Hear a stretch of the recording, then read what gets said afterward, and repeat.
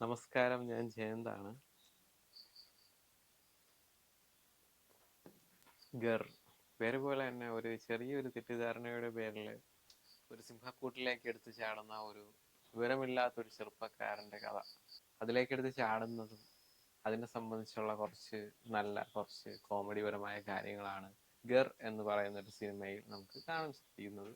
പ്രത്യേകിച്ച് എടുത്തു പറയേണ്ട അങ്ങനെയൊന്നുമില്ല. നമുക്ക് ഒരു 2 മണിക്കൂർ നമുക്കൊരു സന്തോഷത്തോടെ ഒരു ത്രില്ലിൽ കണ്ടുകൊണ്ടിരിക്കുക, അല്ലാതെ പ്രത്യേകിച്ച് കണ്ടന്റോ കാര്യങ്ങളോ ഒന്നും ഈ സിനിമ തരുന്നില്ല.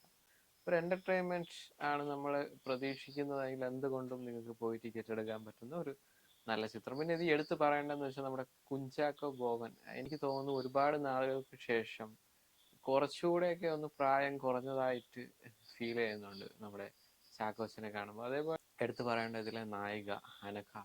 അനഘയെ നമുക്കറിയാം, രക്ഷാധികാരി ബൈജു ഒപ്പിലാണ് മലയാളത്തിലേക്ക് അരങ്ങേറ്റം കുറിച്ച അനഘ.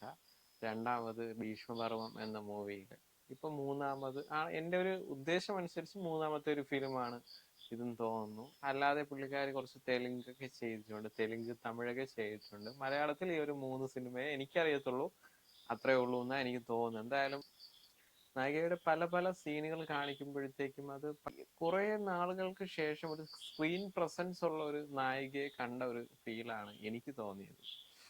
പിന്നെ ഇതിൽ എടുത്തു പറയേണ്ട കാര്യം എന്ന് വെച്ചാൽ, നമ്മുടെ ട്രിവാൻഡ്രത്തെ കാഴ്ച ബംഗ്ലാവ് കണ്ടിട്ടില്ലാത്ത കേരളത്തിലെ ആരെങ്കിലുമൊക്കെ ഉണ്ടെങ്കിൽ ഈ ഒരു പടം പോയി കണ്ടാലും നമ്മുടെ ട്രിവാൻഡ്രം എന്താണ്, അല്ലെങ്കിൽ ട്രിവാൻഡ്രത്തെ ആളുകൾ എന്താണ്, അല്ലെങ്കിൽ ട്രിവാൻഡ്രത്തെ കാഴ്ച ബംഗ്ലാവിനകത്ത് എന്തൊക്കെയാണ് ഉള്ളത് എന്ന് നമുക്ക് ഈ ഒരു സിനിമ കണ്ടാൽ നമുക്ക് തീർച്ചയായിട്ടും കാണാൻ പറ്റും. എന്തായാലും കാസർഗോഡ് നിന്നും ആരും ഇവിടേക്ക് വന്ന് 50 രൂപ ടിക്കറ്റ് എടുത്ത് സൂയിൽ കയറി കാണേണ്ട ആവശ്യമില്ല. അപ്പം 150 രൂപയ്ക്ക് നമുക്കൊരു ട്രിവാൻഡ്രം യാത്രയും അതേപോലെ തന്നെ ട്രിവാൻഡ്രത്തെ ഒരു സൂവിനകത്തുള്ള ആരൊക്കെയാണ് എന്തൊക്കെ ഉണ്ടെന്നും നമുക്ക് ഈ ഒരു സിനിമ കണ്ട് മനസ്സിലാക്കാൻ സാധിക്കും. നമ്മളെ അറിയാലോ, നമ്മുടെ ഇതിന്റെ ഡയറക്ടർ എന്ന് വെച്ചാൽ നമ്മുടെ എസ്ട്ര സിനിമയുടെ ഒക്കെ ഡയറക്ടറാണ് ഈ ഒരു നമ്മുടെ എസ്ട്ര സിനിമയുടെ തുടക്കം പോലെ തന്നെ പടം തുടങ്ങിയതുകൊണ്ട് കുറച്ച് കഴിയുമ്പോൾ ഒരു അതിമനോഹരമായ ഒരു നല്ല സോങ് ഉണ്ട്. അതിനുശേഷമാണ് ത്രില്ലിങ് കാര്യങ്ങളൊക്കെ തുടങ്ങുന്നത്.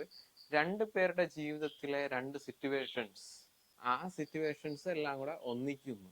അവിടെ പിന്നെ നടക്കുന്ന കുറച്ച് കാര്യങ്ങൾ, അതൊക്കെയാണ് ഈ ഒരു സിനിമ പറഞ്ഞു പോകുന്നത്. കുഞ്ചാക്കോ ബോബൻ, സുരാജ് വെഞ്ഞാറമൂട്, സുധീർ രാമചന്ദ്രൻ, അനഘ, പിന്നെ അലൻസിയർ, പിഷാരടി, അങ്ങനെ ഒരുപാട് കുറച്ച് നല്ല നല്ല ആളുകളാണ് ഇതിൽ അഭിനയിച്ചിരിക്കുന്നത്. പ്രത്യേകിച്ച് എടുത്തു പറയേണ്ടതായിട്ടൊന്നും ഈ സിനിമയിൽ ഒന്നുമില്ല. ഒരു സിംഹത്തിന്റെ കൂട്ടിലേക്ക് എടുത്തു ചാടുന്ന ഒരു വിവരമില്ലാത്ത ഒരുത്തൻ, അതായത് ഒരു ചെറിയ തെറ്റിദ്ധാരണയുടെ പേരിൽ പുള്ളി ഒരു സിംഹത്തിന്റെ കൂട്ടിലേക്ക് എടുത്ത് ചാടയാണ്. പുള്ളിക്ക് മരിക്കണം എന്ന് പറയുന്ന ഒരു ടെൻഡൻസിയിൽ എടുത്തങ്ങ് ചാടയാണ്. പക്ഷെ പുള്ളി ആ ടൈമിൽ എന്താണ് മദ്യപിച്ചിട്ടുണ്ട്. ആ ഒരു മദ്യപിച്ച് മനോനില തെറ്റിയ ഒരു പുള്ളി എടുത്ത് കൂട്ടിലേക്ക് ചാടുന്നു. അതിനുശേഷം പുള്ളിക്ക് ബോധം വരുന്നു. ബോധം വന്നതിന് ശേഷം പുള്ളിയെ രക്ഷിക്കാനായി ഇറങ്ങുന്ന മറ്റൊരാള് അബദ്ധത്തിൽ പെടുന്നു. അതൊക്കെയാണ് ഈ കഥയിലൂടെ പറഞ്ഞു പോകുന്നത്. എന്തായാലും നമുക്കൊരു 2 മണിക്കൂർ നമുക്കൊന്ന് വലുതായിട്ടൊന്നും ചിരിക്കാനൊന്നും ഇല്ലെങ്കിൽ നമുക്ക് അതിൽ ആ ഒരു സിംഹവും സുരാജൊക്കെ ആയിട്ടുള്ള ഒരു പിന്നെ ഇത് എടുത്ത് എനിക്ക് പറയാനുള്ളതെന്ന് വെച്ചാൽ, നമ്മുടെ ചാക്കോച്ചിനെ കാട്ടി സുരാജ് വെഞ്ഞാറമൂട് ഇതിൽ ഇന്റർവെല്ലിന് ശേഷം പുള്ളിയുടെ അഭിനയമുണ്ട്, അത് വേറെ റേഞ്ചാണ്. കാരണം അത് നിങ്ങൾക്കത് തിയേറ്ററിൽ പോയി തന്നെ കണ്ടത് മനസ്സിലാക്കണം. കാര്യം എനിക്ക് തോന്നുന്നു സുരാജ് ഒരുപാട് സീരിയസ് റോളുകൾ ചെയ്തിട്ട് ഇപ്പൊ വീണ്ടും ഇതാ കോമഡിയിലേക്ക് തിരിച്ചു വന്നിരിക്കുന്നു. അതിന് തെളിവാണ് ഗർ എന്ന് പറയുന്ന മലയാളം മൂവി. എന്തായാലും സുരാജിനെ സംബന്ധിച്ച് സുരാജ് വീണ്ടും കോമഡിയിലേക്ക്, അതല്ല പുള്ളി കോമഡിയും ചെയ്യും സീരിയസും ചെയ്യും എന്നിപ്പോഴും അദ്ദേഹം എനിക്ക് തോന്നുന്നു ചെറുതായി ഒന്ന് മലയാളികളെ ഓർമ്മിപ്പിച്ചതാണ് എന്ന് എനിക്ക് എന്തായാലും ഈ ഒരു സിനിമ കണ്ടപ്പോൾ എനിക്കതാണ് തോന്നുന്നത്. പ്രത്യേകിച്ച് പറഞ്ഞില്ല, എടുത്തു പറയേണ്ടതായിട്ടൊന്നും ഈ സിനിമയിൽ